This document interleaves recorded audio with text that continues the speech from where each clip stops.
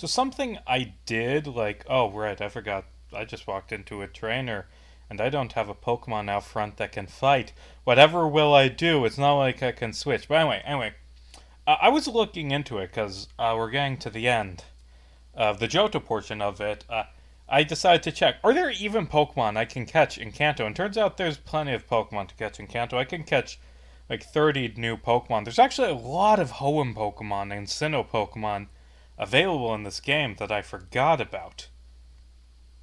Ha, I use Bite. So, yeah, I'll have plenty of Pokemon I can name comments about. Actually, something I had a dilemma because I look up the Pokemon on each route in advance. Do I want a Remoraid or a Lickitung and or Tangela? Because this is the only place I can get Lickitung or Remoraid, but there's a bunch of routes in Kanto where I can get Tangela. I think I'm gonna go for the Lickitung chance because uh, artillery is good, but there's lots and lots of water types in this game. So yeah, and what I did again? Why am I not switching? I keep forgetting to do that. So what's going on in my life? Writing and writing and writing for various video essays. Yeah, I need to work more on the Stone Ocean one, but I did a lot of work on the Batman ones. Um, so the first fascist Batman one is just me talking in depth about, hey, so what even is fascism? I should define that first before I make 6 videos talking about it. So I had to read a lot about fascism, just so much about fascism. The key things the key sources that I'm using to define it, because they're very acclaimed, are Fascism by Umberto Eco and The Anatomy of Fascism by Robert Paxton, and Fascism. Very, very quick read. It's only a few pages. It's an essay. It's very easy to read. Anatomy of Fascism is dense. There's good insights I'm going to quote, but it's a dense book, so I've been reading through that, and also I've been watching episodes of Batman the Animated Series. The last one I watched like an hour ago, it was called, what was it called? Never Too Late. It's where there's like a mob boss, and Batman's like, you should stop being a mob boss, and he's like, hey, I'm gonna fucking kill you. But then he meets his friend who saved him from being hit by a train as a kid, and he's like, okay, I'll stop doing crime. Yay. And a lot of the episodes of Batman the Animated Series, I believe it's 109 episodes of that show. Plus, I'm gonna do 2 episodes of Justice League Unlimited and 4 different movies. In that second part, I'm going to talk about. But a lot of them, I got nothing to say. Most of the episodes focused on the Joker. I got nothing to say about this.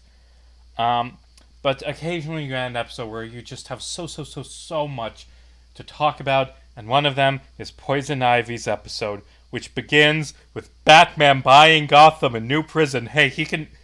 I mean, I assume there was some taxpayer funding as well, but yeah, Batman can just make a new prison, and he builds it over like this natural space.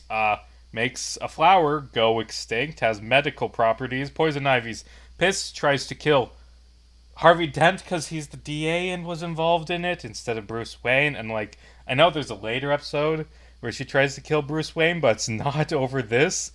Hey, I don't like that. I don't like that Batman can just make an entire species go extinct. Also, like, there's a lot of discussion. Oh, well, what is Batman doing with his money? Well, in this episode, he's using it to build a new prison that is easy to escape from. So that is doing substantial amounts of stuff to lower Gotham's crime rate by being a prison that everyone can walk out of. I'm glad the Batman built this new prison, because otherwise there would be a crime problem in Gotham. And to be clear, he builds this prison years before, so apparently it did jack fucking shit. You are so useful, Batman. And I know in the comics they have the excuse that Gotham is literally cursed and has a Lazarus pit. Isn't there grass on this route? I thought there was grass on this route. But I just did a loop looking for the grass and I didn't find any. But yeah, I'm not a big prison guy, and Batman's like, I gotta use my money. I have to have all these billions so I can use them to make Gotham better by building a prison. And like, well, I would say if he, like the big thing is the inherent class politics of how that money is given to him for free because he inherited stock from his parents. It is money that it a lot of people, myself included, would argue rightfully belongs to the workers, not the idiot rich playboy, even if he uses it for philanthropic means, because the system that takes money from workers and puts it in the hands of a handful of rich bourgeoisie causes those problems with poverty that Batman tries to fight. But but that's just me being a communist. Um, I don't know. It's like it's weird that and Batman made this species. There we go. There's the grass. Batman made a species go extinct, and now Poison Ivy wants revenge. I kind of side with Poison Ivy. I mean, she's fucking stupid. She's so stupid in every fucking adaptation, and also in the comics for literal decades. Although she's a bit better in more recent stuff. Where Poison Ivy's like, no, don't pluck those flower petters. You're hurting it, because that is why people don't like billionaires making entire species go extinct because they think flowers feel pain. That is why it's bad that billionaires can just arbitrarily decide to build a massive prison and make a bunch of wildlife go extinct. It's a good thing we have Batman there to punch her in the face because she thinks the flowers have feelings, and there's no other reason that anyone should dislike Bruce Wayne, this character. It's all dumb. I don't like Poison Ivy as a villain 90% of the time. I'll get into it and when I have this video come out. And the other thing, this is a slight spoiler, is in the first part, I'm going to talk about Watchmen, because that's a good sort of like, this is what I'm talking about, how a superhero could be a fascist. And I thought, it's going to be hard to make this argument that, it's going to be hard to make this argument that Rorschach is a fascist. I'm going to have to really talk about a lot of it. And then I reread the first page of Watchmen, where it's like, this country used to be great, and then the fucking liberals and the whores took over. I just want to kill everyone and make it back to where it was like when I was a kid. Oh, wow, you're just a wow. That not gonna be hard to prove that man is a fascist. And then he starts bitching about black women having children with multiple fathers and cheating welfare, and also, I forgot about this moment. Ozymandias says, Rorschach, Eddie was a fascist. He was practically a Nazi. Who was a terrible, violent murderer. If he is a Nazi, then so am I. Well, yes, Rorschach, yes, because he was. Well, not a Nazi specifically. He was a homegrown American fascist. Like, Lindsay. Like, a thing that people don't talk enough about Watchmen, like, people are like, oh, Rorschach is such a deep, well-written character, and he is, but he's an asshole, and you're supposed to kind of think he's a bad person. Or maybe you think he's the coolest thing ever, and then DC's like, oh, cool, you totally understood this book, Zack Snyder. Please make the film adaptation. But, like, Rorschach is a hypocrite. Like, even with his, I'm never going to flinch, I'm never going to abandon his morals, that's bullshit, because he does that constantly. The big ones are, like, in his opening monologue, he talks about how much he loves Harry Truman. Hey, what's the big famous thing? What's Harry Truman for? Right. Brutally murdering hundreds of thousands of civilians in cold blood to put an end to a war. Like, and Rorschach is, well, he had to do it. He had to end World War II. He was a good guy because my dad, and I have daddy issues, liked him, so I can't question President Truman. But of course, when Adrian, at the end of the book, like, it's not spoiling Watchmen, everyone's fucking read Watchmen, it's an old book. When Adrian does essentially the same thing at the end of the book, Rorschach is like, no, this is bad. Like, Rorschach is a hypocrite, or more likely it's because he can't understand moral nuance, because he's fucking Rorschach. But he insists that he is unflinching, when in reality, he bends his morals just as much as anyone else. And also, he reads the KKK newspaper is the other thing about Rorschach, and I'm gonna name you pseudo fanboy. Yeah, so Rorschach's a fascist. Well, he's an objectivist, but there's this quote about Frank Miller, or excuse me, this quote from Alan Moore. Frank Miller is the anti-Alan Moore, by the way. Um, there's this Alan Moore quote about Ayn Rand where he's like, okay, so Ayn Rand was just a fucking white supremacist, and he wasn't wrong. Like, just read any of her things ever, and then after that, it becomes like, to be fair, I don't think you can really be this diehard object. Like the whole one of the core things of Ayn Rand's beliefs of objectivism is that capitalism is just, and that all these fucking rich people deserve to have all their money because capitalism is a fair meritocracy, and she is writing that when the United States is a white supremacist apartheid state that exists primarily to keep black people poor by having cops beat the shit out of them. So, like, the reason that all these white people are rich and all these black people are poor is not because of anything innate, it's because of governmental territory. Governmental territory. Fuck, I can't fucking talk. I don't fucking know. No, but the point is, like, this rich, like, if you are in the 19 fucking 15s upholding American capitalism as the pinnacle of freedom and meritocracy, well, that's just really showing that you don't believe in anything and are just, I don't fucking know. I got a lot of rants about Ayn Rand, and I'm much more eloquent in my videos than in these, which are also technically videos. Let's talk about comments. I'm just gonna do a rapid fire, a few small ones. Twin Gemini 69, haha, funny sex numbers. My heart stopped when I saw the accent. What the fuck? Why is it slowing down? Jesus. What the fuck? I couldn't even play the game. What? No. No, no. My heart stopped when I saw the Act 6 title card and realized we were halfway through. Nice touch. Haven't finished the video yet, but I've been an epilogue truther since the day they were released, and thank you for putting all your thoughts together like this. It's really great to see people genuinely analyzing Homestuck all these years later. MVE says, God, that is just so fucking slow. Alright, you've convinced me to give the epilogues a second chance.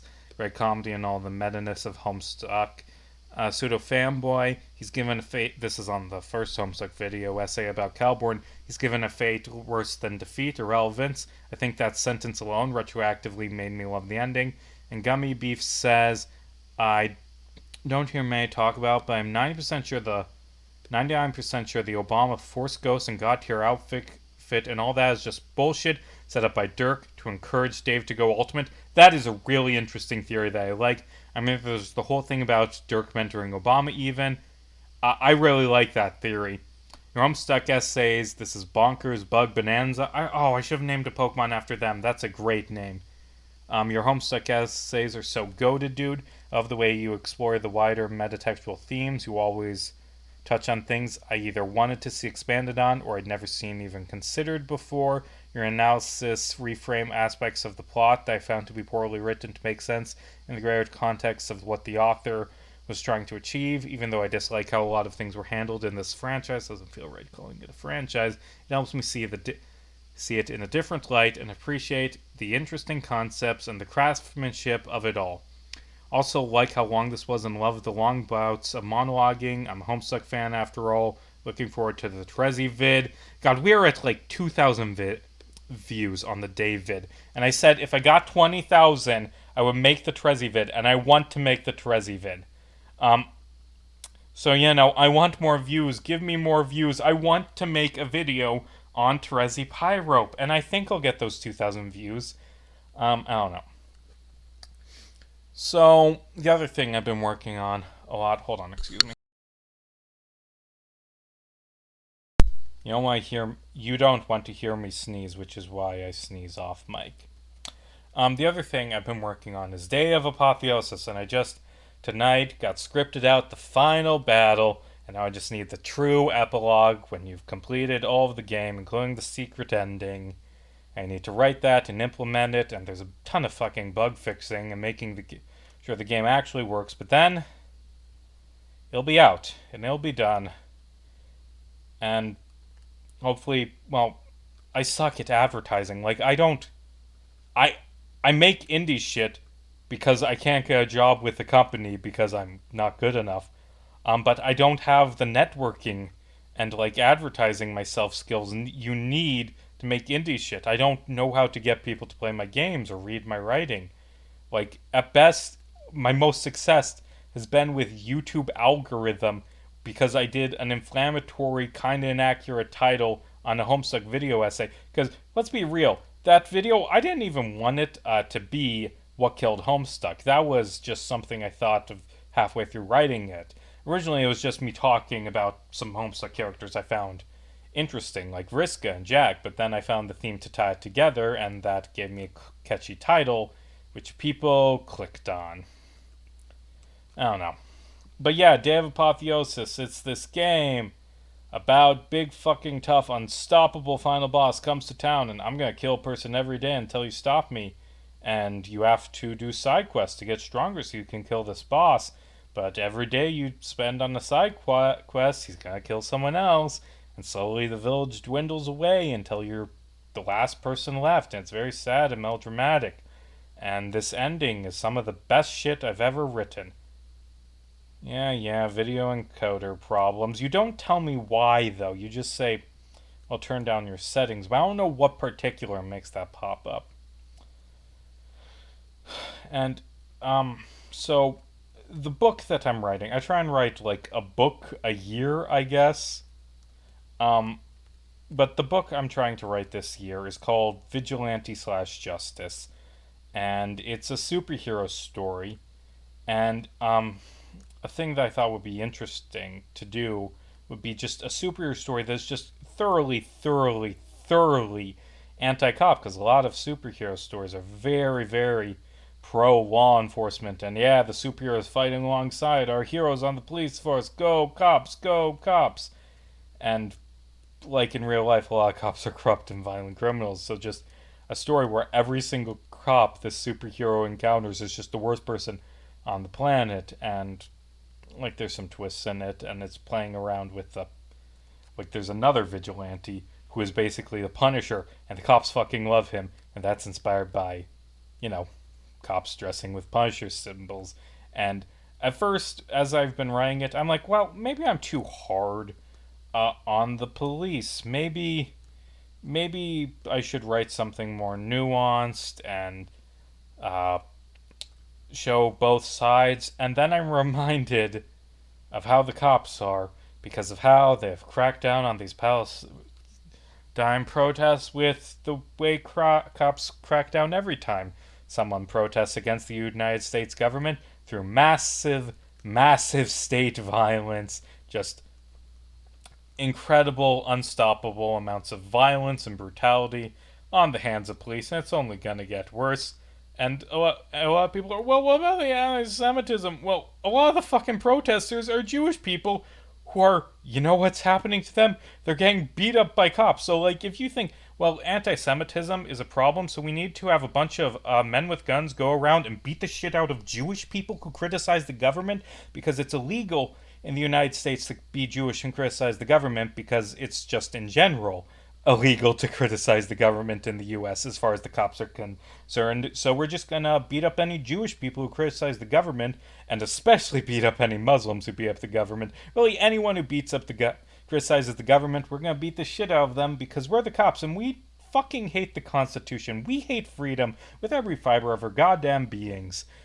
You're not allowed to protest genocide in the United States. You're not allowed to say, well, I don't like that the United States government is funding genocide. Go fuck yourself. You're not allowed to say that in the U.S. We'll crack your fucking skull open. And people are like, well, they're trespassing. Like these Jewish studies college professors, they are trespassing by, let me look at this, by being on the college campuses where they work, which is why we need the cops to come in and beat the shit out of these Jewish studies professors who are saying that this is like what they studied at the Holocaust. Like, we need to have the cops come in and crack the skulls of these college professors because they are trespassing by going to the colleges where they work. Like it's just fucking stupid, and the bloodthirsty fascists there, the American public, are cheering this shit on because they love when cops commit violent crimes. Um, so I've been thinking about a lot of my older, yeah. So fuck the police. If anything, this book that I am writing about law enforcement is too kind, and yeah, just fuck the cops. Fuck them. Oh, and the other thing, it's like, well, there's a lot of lawlessness. The thing that is really cemented for me that is just horseshit and cops don't care about lawlessness is that I saw a fun video of someone, one of these pro genocide counter protesters, showing up at a protest and just starts chucking bombs, starts chucking fireworks into the tent encampments, injures several people, and the LAPD, those brave men and women who stand up against violent crime, stand by and do jack fucking shit and don't arrest them because cops like terrorism. Like, they fucking love crime. So, of course, they're going to do nothing when people commit crimes against the people they want to be allowed to murder. Like, cops hate when you protest the government. So, of course, they're gonna sit by and do jack fucking shit when there is fucking terrorism at these protests by the people allied by the cops. Ah, fuck this shit. Fuck Columbia. I went to the other Columbia, the one in Chicago, but I can't imagine that college is responding to this with any amount of morality. And people are like, well, what about the students who want to study at the library? They can't do it now because the college shut down the library to stop students from organizing. Really, this is the fault of the people who don't like genocide, that the college decided to ruin things for everyone and call in violent armies of thugs to beat up everyone and assault the professors. Like, you know, the fact that they shut down the library to keep people from organizing is the fault of the people who don't like the college's support of genocide. And the worst thing is just again and again I see this fucking bullshit. People are like, why are you protesting? What does this have to do with the United States? Shut the fuck up, you dumbass motherfucking fascist. You know what this fucking does with the United States. The United States is giving billions of dollars to this fucking genocide because Americans love genocide. Like, Jesus fucking Christ, what are you fucking on about? Yeah, it's fucking horseshit. It's just stupid fucking horseshit. And I'm definitely going to include some of this in my book about fuck the police. Yeah. What should I close this video? I got a few more minutes left. So I was watching a lot of Mythbusters, because the official Mythbusters YouTube channel started uploading all the episodes of Mythbusters for free. And then, like, a few days into doing this, someone at Discovery's like, wait a minute, no, fuck you. That's not allowed in the US. No, you're not allowed to watch Mythbusters in the United States. And that's just stupid bullshit. Like, who gives, like, and the other thing, it was interesting watching old episodes of Mythbusters. Yeah, I'll push you. Why are you walking around here in fucking flip-flops? Wait, why did you say flip-flops? That's gotta be sandals in the original Japanese, right? Like, I don't think flip-flops, I think that's an American concept. Whatever. Anyway, old Mythbusters is weird because they have, like, this lady who comes in and talks about folklore, but a lot of the time it's just generic minor stuff that she doesn't really have any deep insight in. Like, occasionally it's like, oh, people like this story about someone dying stupidly because they like stories about people dying stupidly. Like, I don't think she added much, and it's a lot of interviews with, like, law enforcement or the vice president of the company that makes pop rocks about their takes on these myths, and they rarely add anything. And a lot of it is they're trying to do American Chopper, like Adam and Jamie fight and hate each other, which they don't show or play up in other episodes.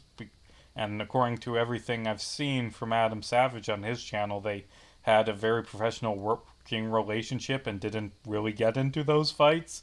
So playing up for camera. And also, a lot of it is like, ooh, we gotta show how hard it is the Mythbusters to find the props. This one's about static electricity. What if we sent these two nerdy men to a lingerie shop? Isn't that wacky?